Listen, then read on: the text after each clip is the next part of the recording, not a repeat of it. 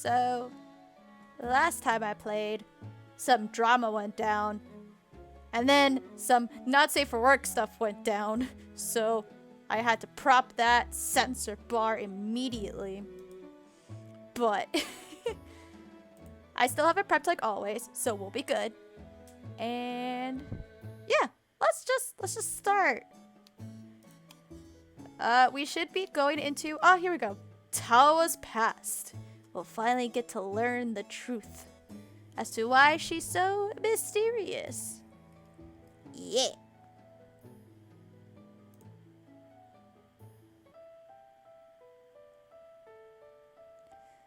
My mother was born in London and lived there her whole life.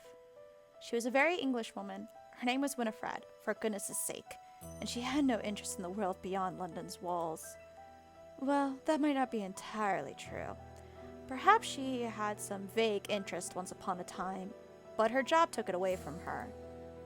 She worked as a barmaid in a London tavern located near the docks. She met sailors from all over the world, Europe, the Americas, and even further afield, and that was probably enough adventuring for her. Why did she need to explore when so many men were happy to share their stories with her? A lot of them, I think, were far too happy, overly eager.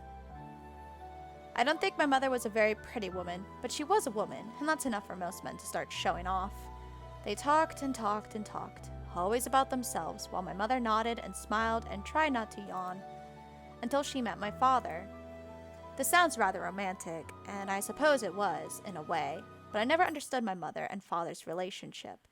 My father was the first Oriental man my mother had seen, despite working by the docks, and she was interested, I suppose. He was, after all, a rarity. My father wasn't a talkative man, though. He was quite similar to the other customers my mother served, not just because of his ethnicity.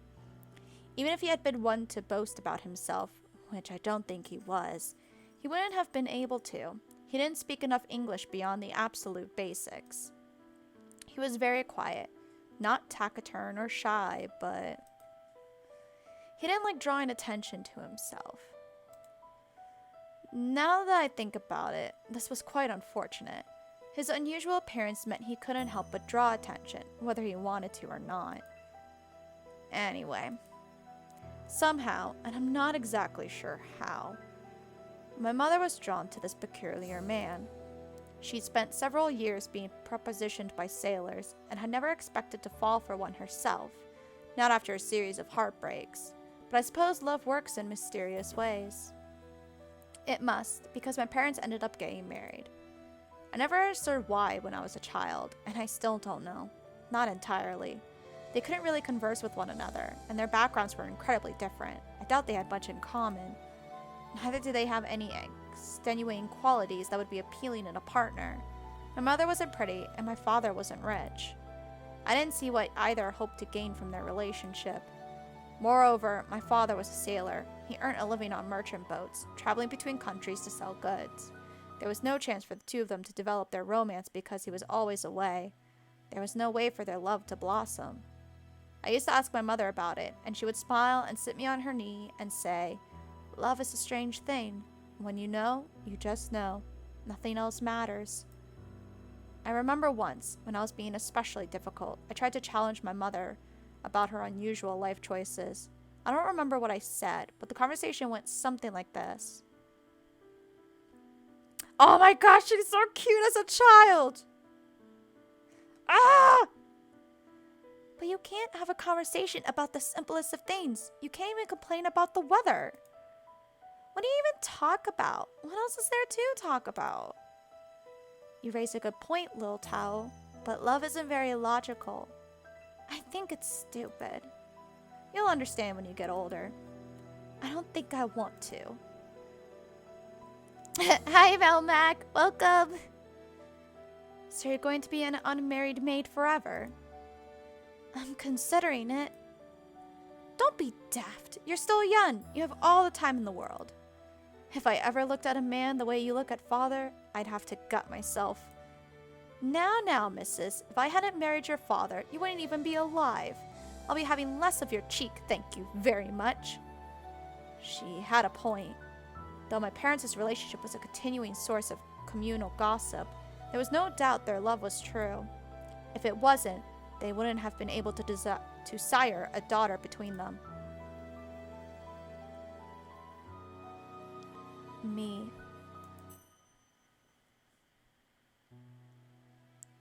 I inherited most of my looks from my father, but my eyes from my mother. The other children in the neighborhood used to tease me, but my mother said I was beautiful. She said I was her darling, her little peach blossom, and if my peers thought I looked strange... Thank you, TB2Nerdy, for the follow. Really appreciated. Welcome to my stream. If you have any questions about the game I'm playing, just let me know.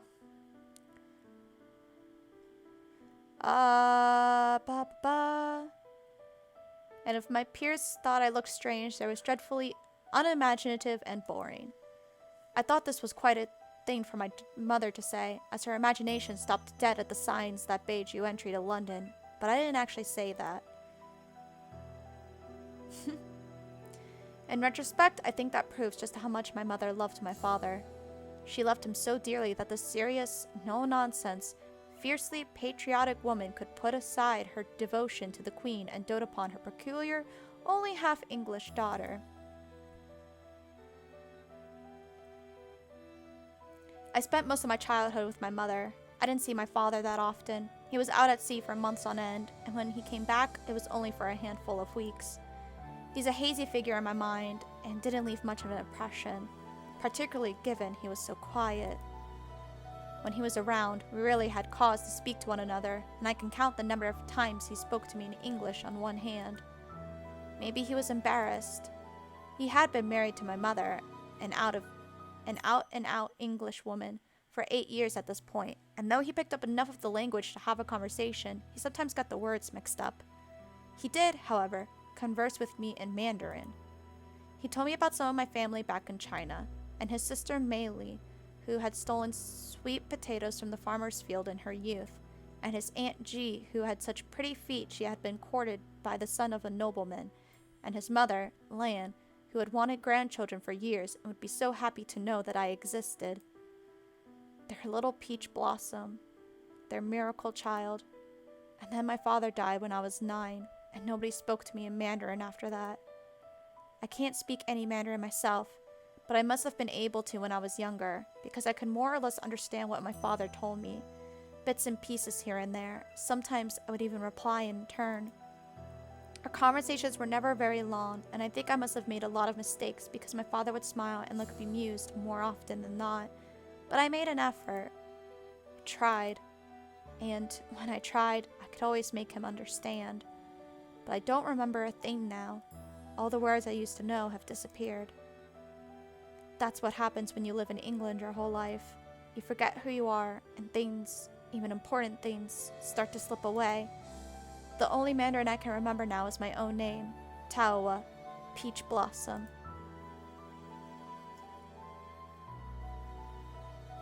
My mother was distraught when my father died. She had loved him a lot. She loved him more than I ever did, and more than I could ever understand. I don't think I was very supportive, though I was only 9 years of age. I like to think I was more mature than I really was. I wasn't that upset about my father's death myself, and I thought I was very smart and clever for not being in floods of tears like my poor mother. I used to talk to her like a tiny school mistress and say, all kinds of thoughtless things. Despite being so young, I was horribly blunt. Why are you so sad? He was never around much anyway, and he didn't seem that upset about it then. Because I always knew he was going to come back. Not for months and months.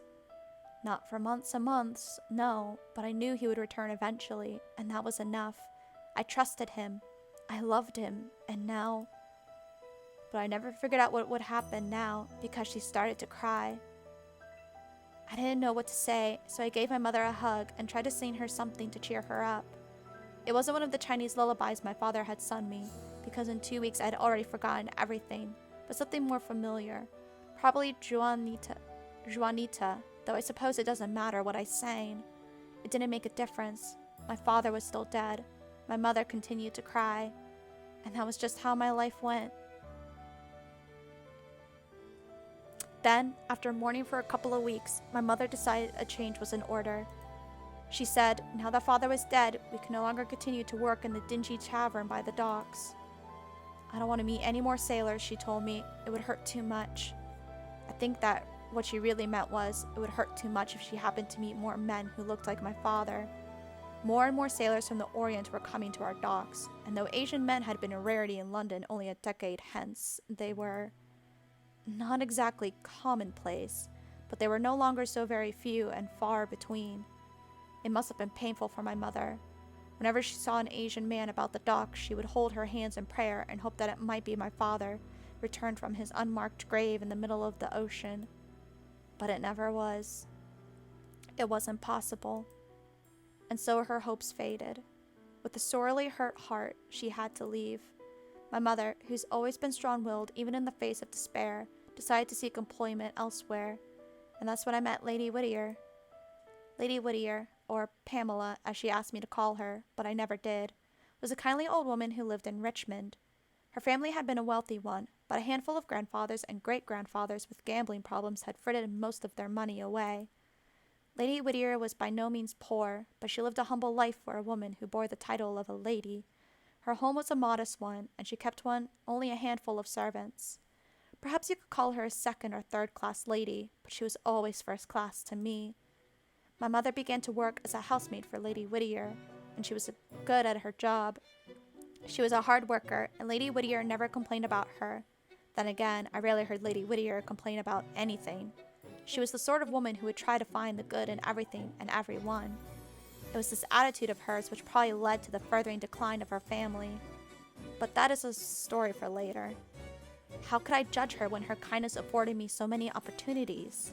My mother took me to work with her, you see.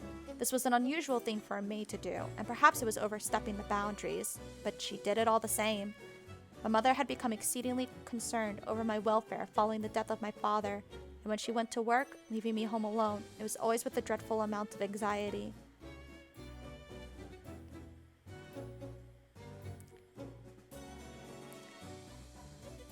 You will go to bed early, won't you?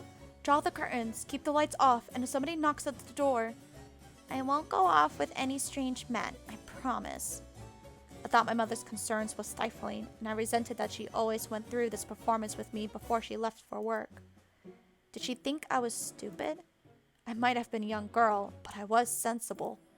I could take care of myself. I told my mother as much when she first asked me to accompany her to Lady Whittier's.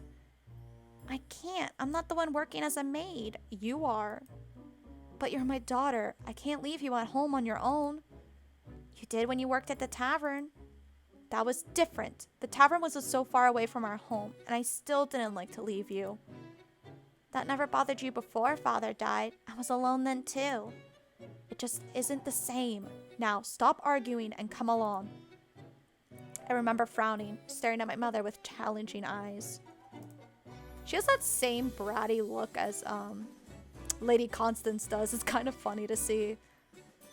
I was at a difficult age, though you'd probably say I've always been difficult, and I didn't back down during arguments, not even with my own mother. But Lady Whittier, I've explained the situation to her. I'm sure there'll be no troubles if you sit quietly in a corner and don't break anything. As if I'm wood. I'm not clumsy. Good. I told her that. I said you were a very well-behaved little girl, and she said she was very fond of little girls, particularly well-behaved ones. I tried to reply, but I soon saw there was no point. If my mother had already asked for Lady Whittier's permission, I supposed it would be fine, but it didn't seem proper for a maid to bring her child along to her employer's house. Isn't that something they say? You shouldn't mix work and family? Or maybe it's beers and spirits. Or beer and spirits.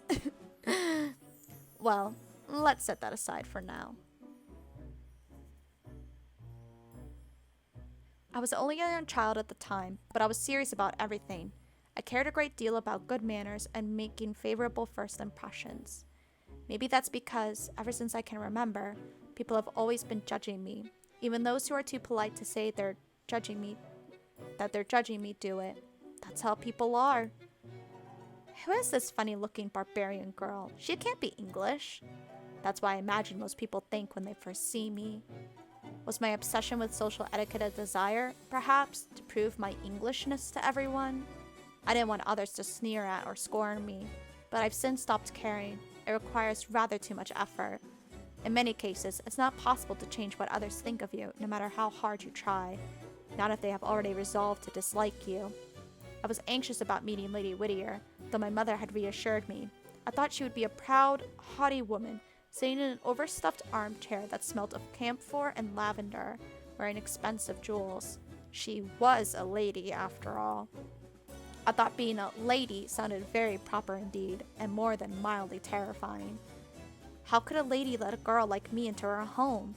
If the dirty-faced children on the streets mocked me, she would surely be far worse.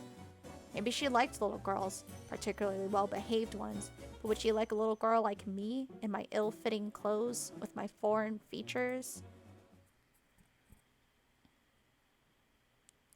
I can remember the day my mother first took me to Lady Whittier's home vividly. She might as well have been taking me to see the Queen in Buckingham Palace. My mother combed my hair extensively until it cracked and then tied it back into 2 plaits. She made me wear my Sunday best, a demure green dress usually reserved for church, and even bought me new stockings.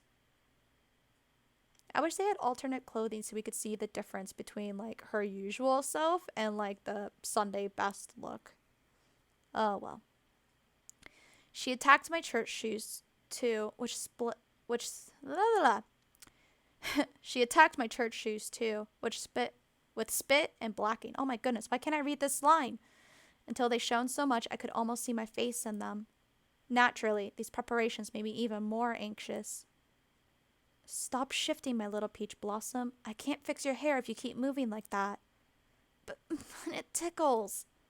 You never usually complain when I style your hair. You usually style it for church. Church, and the rare times my father returned home, which was now a non-event. He would never be coming back. The sea had swallowed him. Yes, well, I want you to look presentable for Lady Whittier. I wouldn't want her to think we come from the slums. We might as well. This comment was enough to earn me a rap atop of the head with the back of the hairbrush. It's done. Don't be like that, Taohua. Try and be more positive. Please. Smile. I don't feel like smiling. You should smile all the same. Lady Whittier is being very considerate, letting you into her home. You should at least show your appreciation. And that's why I have to wear my church clothes? Is Lady Whittier even more important than God? Don't be ridiculous, Taohua. You're the one being ridiculous. This woman isn't a deity. Goodness. What am I going to do with you? Let me stay here, please. That isn't an option. Why not? Because you're already nice and dressed up. Now hold still. Ugh. My mother sighed and brushed out my half-finished braid. Then, in an act of divine punishment, she began to tie it even more tightly than before. She worked my hair with such fervor she hurt my scalp. You, young lady, she looped one section of hair over another, and third beneath that, are acting like a little madame. Don't show me up. Don't you dare. And I didn't. I was so anxious I could hardly even breathe. But, as it soon transpired, my worries were in vain. Lady Whittier was nothing like I had imagined. She was not at all like God. In fact, she was far superior. Though my mother took me to church every Sunday, I had never once met him, despite dressing in my best clothes for his benefit. Lady Whittier, however, was a physical being I could put a face to. And what a dear face she had. Oh, what a cute old lady! She was sitting in an overstuffed armchair when I met her, as I had feared, and the air was thick with a sickly floral aroma, but the woman herself was soft and kind. Her hair was gray, tied in a very sensible bun. Her eyes were soft blue, roomy, like forget-me-nots. Her hands were knotted too, and her flesh was loose and sagging, but she smiled such a comforting smile it was impossible not to like her. I think she stole my heart the moment I laid eyes on her.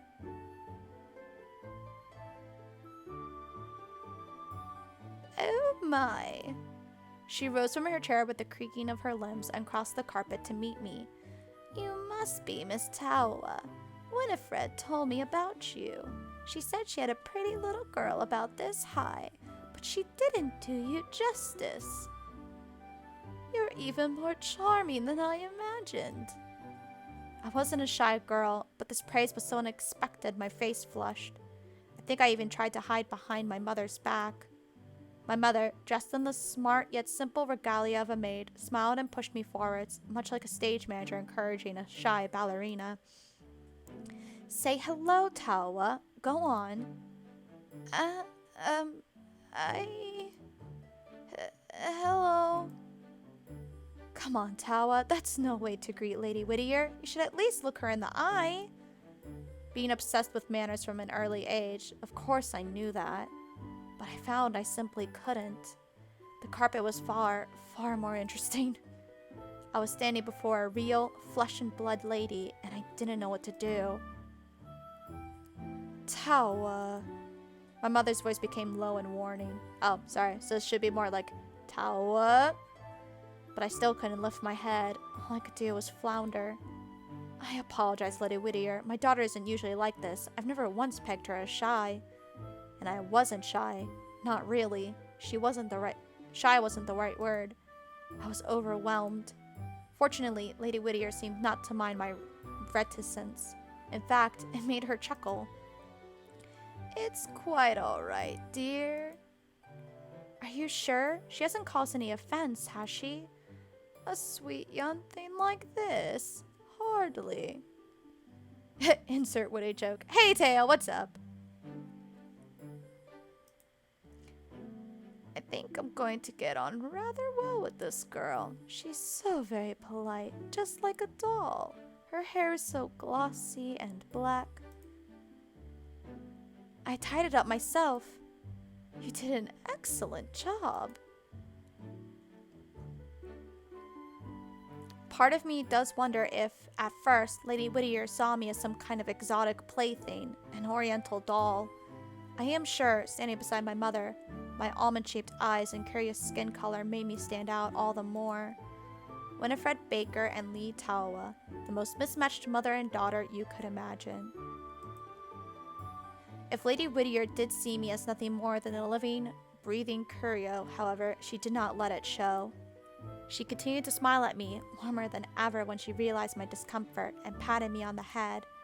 I have never liked being patted on the head, and her fingers were curved and claw-like from arthritis, but her grip was gentle and, above all else, caring. Considerate. I have never seen eyes like this on a little girl before. They are so small and delicately shaped. And the irises, so very green. I think she inherited those eyes from me. Everything else she got from her father. Your husband must be a very attractive man. I'm jealous. Oh, he was, yes. Lady Whittier noticed the past tense and nodded her head, a flash of sympathy spreading across her kindly face. It had been almost a month since we had learned of father's death, but it was still a painful topic to my mother. Too painful to talk about, really, especially to her employer. Lady Whittier understood this perfectly, as she was wont to doing, and let the subject go. She knew when her prying was unwanted. Her hand fell from the crown of my head, and I took a few steps backwards. My heart was pounding. Anyway, thank you for allowing me to work here, madam. I will strive to do my best. It is quite all right. You seem like a hard worker, and that's all I really require. As for Miss Taohua, meanwhile... Yes... wait, no, that's Winifred. Yes, I apologize for bringing her. I couldn't leave her, you see, and she won't be any trouble. It's quite all right. Don't apologize. I'm glad, in fact. I did so want grandchildren of my own, but my son... Well... Lady Whittier shook her head despondently. She didn't elaborate on the subject, but I learned in time that her only son, Ambrose, had inherited the same lust for gambling that had plagued his father, grandfather, and great-grandfather. He was too preoccupied with throwing large sums of money away to settle down with a wife in holy matrimony. Grandchildren were off the table.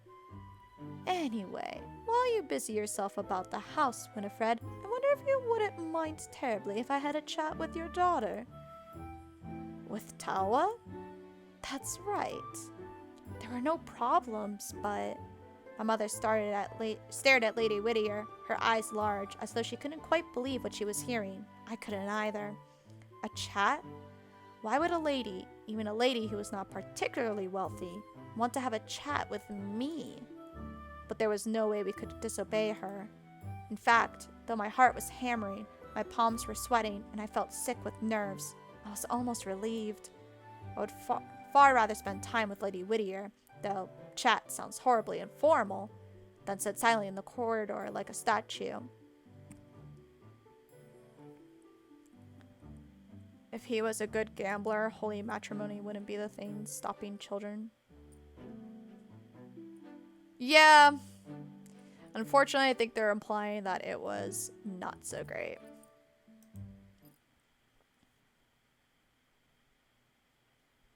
My mother, Chat is horribly informal. I have no manners.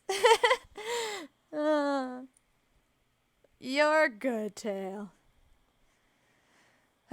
My mother continued to work for Lady Whittier, and I always accompanied her.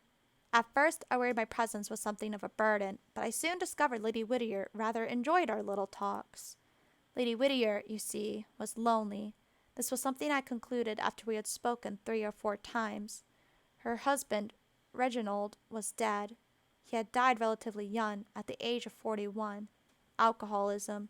He'd loved the bottom of a bottle more than his wife and son, and it had killed him. He got what he deserved. He got what he deserved. I told him to stop enough times, Lady Whittier told me, but there was nothing gloating about her tone. She was heartbroken. It was obvious. She must have loved her husband, rake and rouseabout that he was, because she still had a painting of him in a locket that she sometimes wore. She kept a painting of him on the wall of her parlor, too, where we took tea together. I saw that portrait of Reginald Whittier an innumerable amount of times during my early years. I could still remember what he looks like, even to this day. A tall, proud man with thick eyebrows and black hair. He didn't look like the sort of person who would drink and drink and drink until he collapsed on a street corner. But there you are. You can never judge a book by its cover. Reginald had been a rather poor husband, and Lady Whittier's son, Ambrose, seemed determined to follow in his father's footsteps. Lady Whittier had not seen her son for some 20 years. If he had not sent her the occasional letter asking for money, she would not have known whether he was alive or not. Oh, that's sad. You would think, given Ambrose was no longer a child, he would have had more shame, but apparently not. Maybe it was, in part, Lady Whittier's fault, though I feel ashamed for leveling such an accusation against her. Her kindness, after all, had a monumental effect on me and shaped my life for the better. But it was not the same for Ambrose. Lady Whittier had spoiled her son from the day he was born. Perhaps she had hoped he would one day come to love her for it. Her husband was feckless and unreliable. And who else would she have to dote on her in her old age? She couldn't count on Reginald. So Lady Whittier lavished gifts upon her son, and when he grew older, she sent him money without hesitation whenever he demanded it. She thought that was the best way to show her love and affection towards him and earn his in return. She thought if she ensured he wanted for nothing, he would have no choice but to love her. She was wrong. Ambrose took her love for granted, then exploited it. He had no intentions of returning home, and no desire to care for his aged mother. Lady Whittier was left all alone in her large house, with nobody save a few servants for company. At least, until she met me. I talked to Lady Whittier a great deal, or perhaps it would be more accurate to say that she talked to me. I preferred to listen. The stories she told me were always interesting, and I enjoyed hearing them. She told me about her childhood, and how she met Reginald, and how happy she had been on her wedding day, and how disappointed she had been every day since. She was a cultured woman from a wealthy background, and she told me about the arts too, of plays and opera and the ballet. I especially liked hearing about opera.